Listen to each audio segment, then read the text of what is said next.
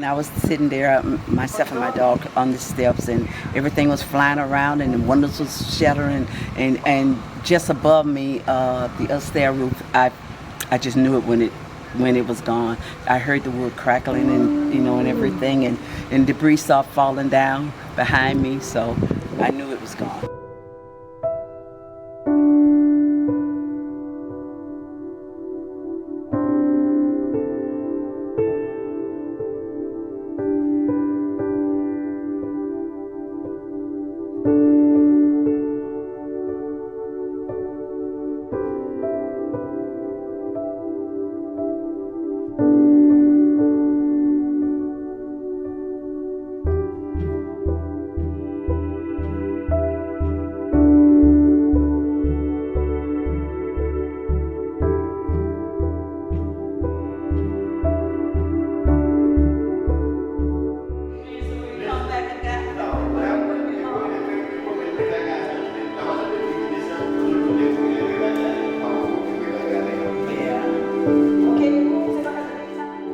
But we kept some of the foundation and some of the walls.